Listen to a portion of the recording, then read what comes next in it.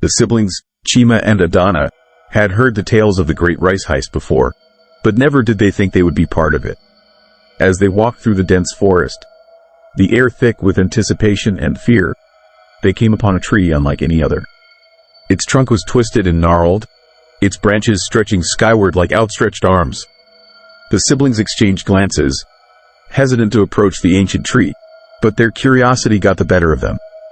As they drew closer, the tree seemed to come alive, its leaves rustling softly in the breeze. And then, unexpectedly, the tree opened its gaping maw, revealing a tunnel of twisting roots leading deep into the earth. Chima and Adanna exchanged another glance, their hearts racing. They knew they had to enter the tree and discover its secrets. As they stepped inside, the world around them began to fade, replaced by a kaleidoscope of colors and sounds from their past lives. They saw themselves as tiny specks of light, dancing through the cosmos, merging and separating, living countless lives before finally finding their way to this place, this moment in time. The tree showed them their lives as fish swimming through coral reefs, as birds soaring through the sky, as insects crawling through the forest floor. It showed them as animals, as plants, as humans in countless different cultures and eras. It was a dizzying array of memories, both beautiful and tragic, filling them with a profound sense of connectedness to the world around them. As their past lives flickered before their eyes, the tree began to whisper to them, revealing secrets that had been hidden for eons. It told them about the Great Rice Heist, how it was not just a simple theft of food, but a desperate act by a people whose land had been stolen from them.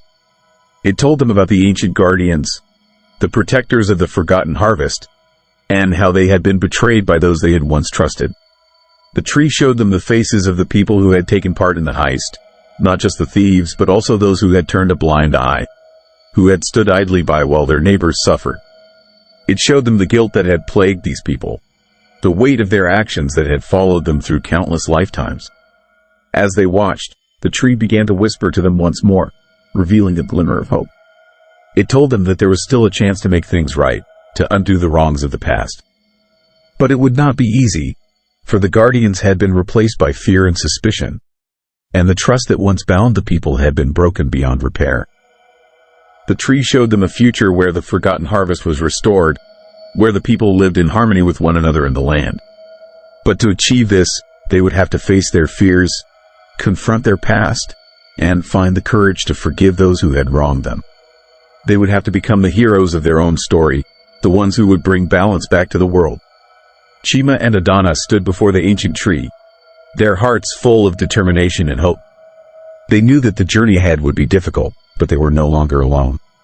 They had each other, and they had the memories of all those who had come before them, whispering words of wisdom and strength in their ears. As they stepped deeper into the tunnel of roots, the colors and sounds of their past lives faded away, replaced by the rich scent of soil and the cool embrace of the earth. They emerged from the tunnel into a lush garden, filled with vibrant flowers and towering trees. In the center of the garden stood a statue of a woman, her face weathered by time but her features still elegant and serene. She was one of the guardians, whispered the tree. Her name was Lorelei. She was the keeper of the sacred well, which once granted the people eternal life and protection. But the Great Rice Heist changed everything. Fear and suspicion spread like wildfire, and the guardians were forced to abandon their posts. Chima and Adanna walked over to the statue, transfixed by the serene expression on Lorelei's face. They could sense her wisdom and strength emanating from the very air around her. The tree continued. Lorelei never truly left her post, even when she was no longer physically there. Her spirit remained, watching over the forgotten harvest and waiting for someone brave enough to bring balance back to the world. We are those people, Chima whispered, his voice filled with determination. We will restore the harvest, end the fear, and bring harmony to this land. They spent the rest of the day in the garden, communing with Lorelei's spirit and learning from her wisdom. The tree provided them with insights into the history of the world, the rise and fall of empires, and the countless heroes who had fought to protect the forgotten harvest. It showed them how the people's greed had led to their own downfall, and how their selfishness had poisoned the very land that sustained them. As the sun began to set, Chima and Adanna felt a newfound sense of purpose coursing through their veins. They knew that the journey ahead would not be easy, But they were no longer alone. They had each other, and they had the memories of those who had come before them. They vowed to restore the forgotten harvest, to bring balance back to the world, and to make amends for the wrongs of the past. The next day, they set out for the great city, determined to find the one who had stolen the harvest. They traveled for weeks, navigating through dense forests and vast deserts, scaling towering mountains and crossing treacherous rivers. Along the way, they encountered many people who had been affected by the loss of the harvest, each with their own tale of woe and loss. One day, as they approached the outskirts of the great city, they saw a group of children playing in a dusty field, laughing and chasing each other. Despite the hardship they had endured, Chima and Adanna couldn't help but smile at the sight of their youthful exuberance.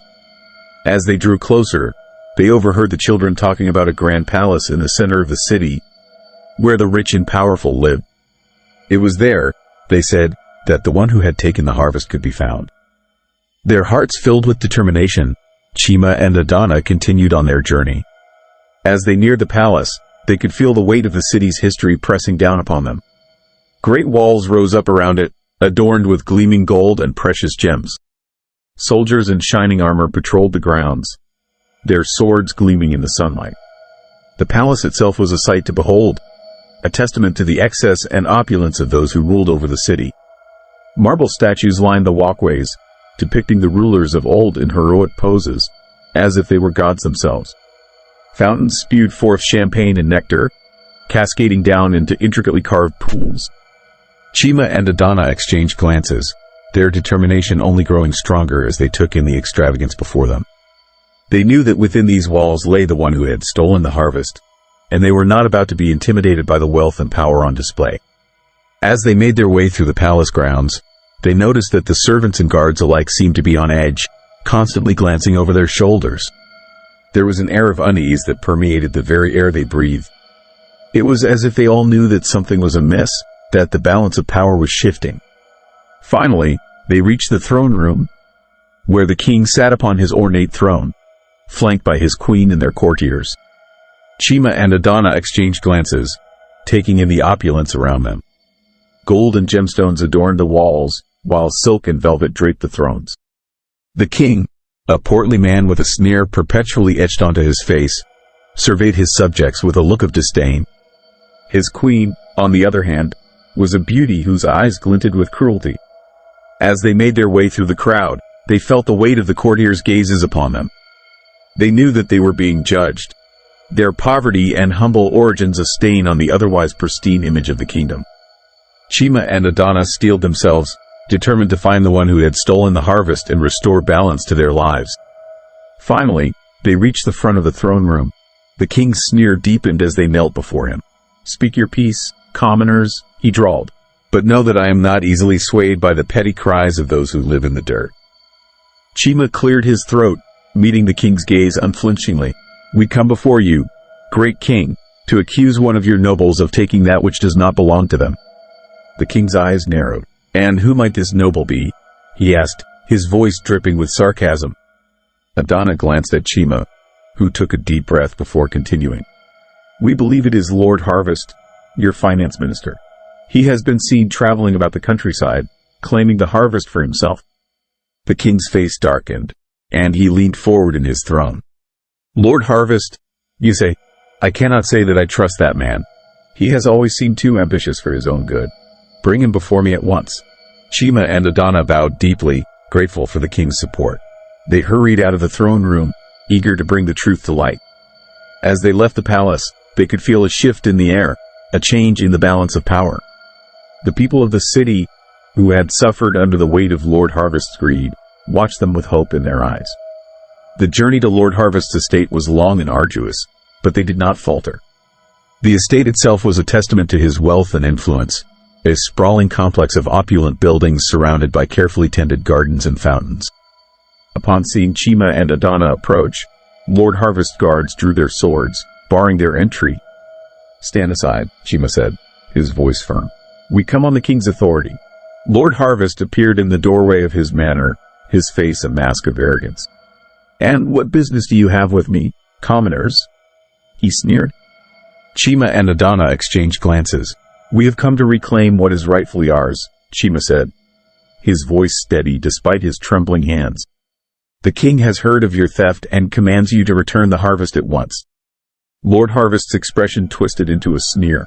"And who might have told you such a thing?" he asked mockingly. "I am the finance minister, appointed by the king himself. It is my duty to oversee the distribution of the harvest. I have done nothing wrong." Adanna's eyes flashed with anger as she stepped forward. "You are a liar and a thief," she spat. "We have seen you take our crops, and we will not stand for it any longer." Lord Harvest laughed, a cruel and mocking sound. "Oh, how amusing. Two peasants daring to stand up to me. It's almost cute." He turned to his guards. "Seize them." Chima and Adanna fought valiantly, their years of hard labor giving them surprising strength and agility. They dodged blows and struck back at the guards, but there were too many of them. Slowly, they were forced to the ground, pinned beneath the weight of Lord Harvest's men. "This is for our people, you monster!" Adanna spat, struggling futilely against her captors. Lord Harvest's expression twisted into a sneer as he watched the two peasants fight. He glanced at his guards and nodded. "Take them away. Lock them in the deepest dungeon. They will not be disturbed until the king's judgment is rendered." Chima and Adanna were dragged roughly across the courtyard, their clothes torn and their bodies bruised. As they were thrown into the dungeon, they heard the heavy door clang shut behind them, sealing them in darkness. The air was damp and cold, and they could feel the rough stones digging into their backs. Despair threatened to overwhelm them as they lay there, waiting for the king's judgment. They clung to each other, finding comfort in the warmth of their shared flesh. Despite their predicament, they vowed not to give up hope. They would find a way out of this place, and they would bring Lord Harvest to justice. Time seemed to slow to a crawl as they languished in the dungeon. Rats scurried across the floor, their beady eyes glinting in the faint light that filtered through the bars of their cell. The stench of their own waste filled the air, making it difficult to breathe. But they endured, their spirits unbroken. Adanna's sharp eyes soon noticed a loose stone in the wall of their cell. She nudged Chima and pointed it out, and together they began to work at it, using their torn scraps of cloth to dig at the mortar holding it in place. Hours passed, their hands raw and bleeding, but finally the stone came loose, revealing a hidden tunnel beyond.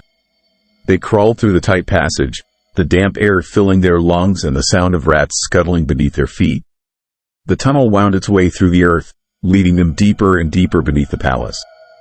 At last, they emerged into a forgotten storeroom, dimly lit by a single flickering candle. Chima spotted a key hanging from a nail on the wall and quickly grabbed it. "This must be the key to Lord Harvest's chambers," he exclaimed, brandishing the key. Adanna nodded in agreement. "We must find a way to get this to the king. Only he can stop Lord Harvest now." They began to search the room more thoroughly, looking for a way out. Soon, they discovered a hidden trapdoor in the floor, leading to a network of secret passages beneath the palace. Cautiously, they made their way through the twisting labyrinth, the soft glow of candles flickering around them. The air was cool and damp, carrying with it the scent of dust and mold. They moved silently, careful not to alert any guards who might be patrolling the halls above. Finally, they reached Lord Harvest's chambers. Chima carefully slid the key into the lock and turned it, silently opening the door. Inside, they found the room dimly lit by candles and flickering torches. The walls were adorned with tapestries and paintings of Lord Harvest in various stages of his life, his face twisted into a sneer in each one. In the center of the room, a massive four-poster bed dominated the space, its crimson velvet curtains billowing gently in the breeze from the open window. On a table beside the bed, a young woman lay unconscious, her clothes disheveled and her wrists bound with silk rope. As Chima and Adanna crept closer, they could hear the woman's labored breathing, mingling with the sounds of Lord Harvest's voice coming from beyond another set of doors. Adanna glanced at Chima, her eyes wide with fear and determination. They had found Lord Harvest's private chambers, and the woman on the bed was another of his victims. They knew they had to act quickly if they were to save her and bring Lord Harvest to justice.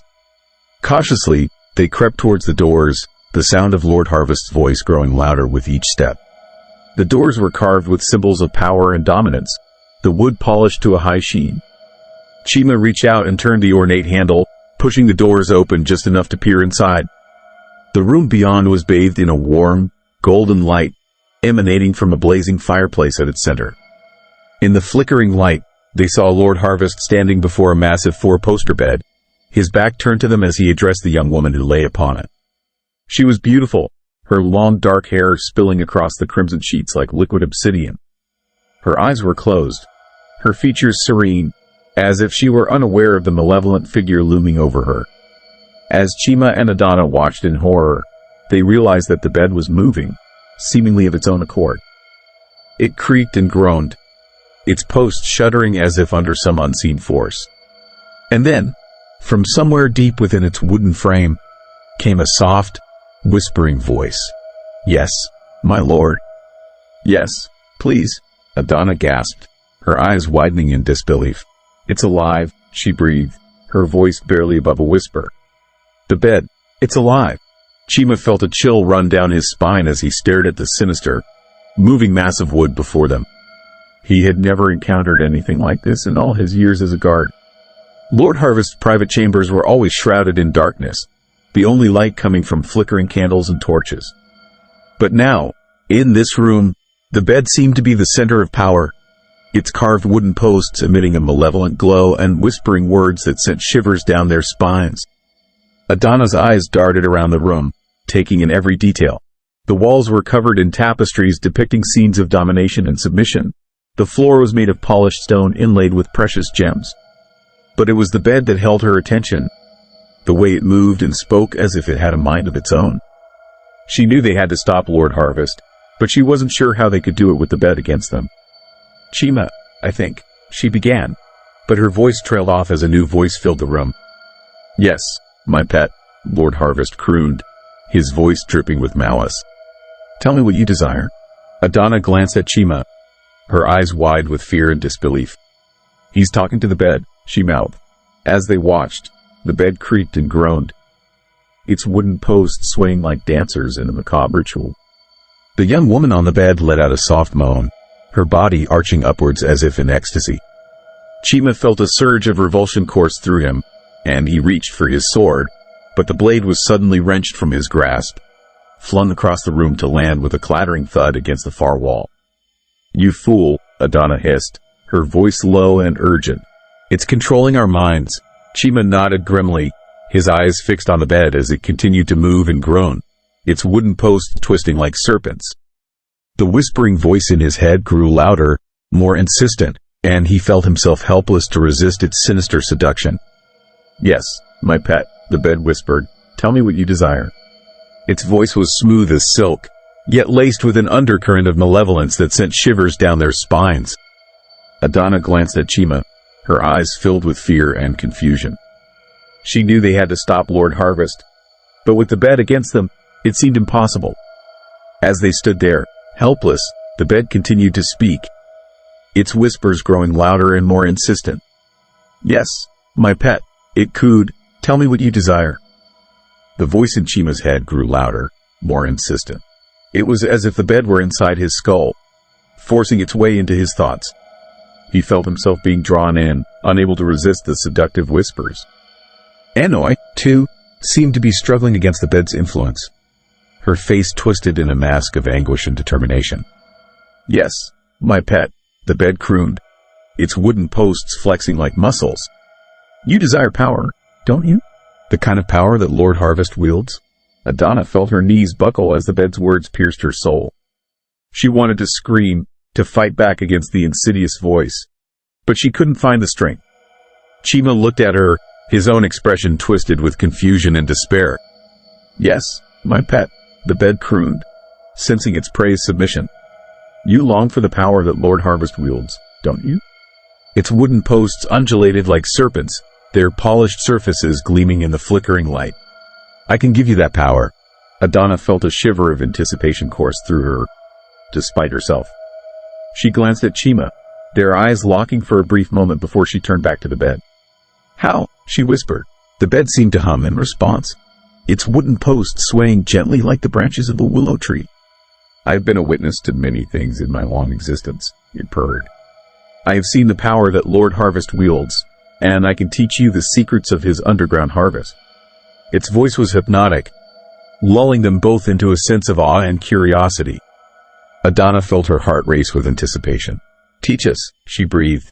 "Tell us how to harness that power." She reached out a trembling hand, feeling the smooth, cool wood of the bedpost beneath her fingertips. The bed seemed to sigh contentedly. Its posts undulated gently, as if in a sensual dance. "Very well," it purred. "But first, you must prove your loyalty." Its voice dropped to a husky whisper, and its wooden surface rippled like water. "Kneel before me, and swear your allegiance." Adanna hesitated for a moment, her heart racing. She glanced at Chima, who looked back at her, his expression torn between fear and curiosity. But something in the bed's voice, in its commanding presence, made her feel as if she had no choice. Slowly, she knelt before the massive bed, lowering her head. "I swear my allegiance to you, my master," she whispered. The bed seemed to hum in satisfaction, its wooden posts shivering like leaves in the breeze. "Very good," it purred. "Now, you must prove your loyalty. You must bring me a gift, a token of your devotion." Adanna felt a knot of fear form in her stomach. "What sort of gift do you require, my master?" she asked, her voice trembling. The bed's wooden post swayed gently, as if caressing the air. "I desire only one thing, my pet," it purred. "I crave the taste of fear." Its voice was so soft and seductive that it sent a shiver down Adanna's spine. "Bring me the most terrifying thing you can find, and in return, I will reward you with the knowledge you seek." Adanna glanced at Chima, his face pale with dread. She knew exactly what the bed meant. They both did. They had heard the whispers in the streets, seen the shadows lurking in the corners of their rooms. The bed wanted them to retrieve a soul, a human soul, freshly harvested from the depths of Lord Harvest's domain. Her heart pounding in her chest, she nodded slowly. "I will bring you what you desire," she said, her voice barely more than a whisper. "But I must ask, my master, how do I do this thing? Your journey has just begun." Share, subscribe, comment, and turn on the notification button to follow this intriguing heist unfold.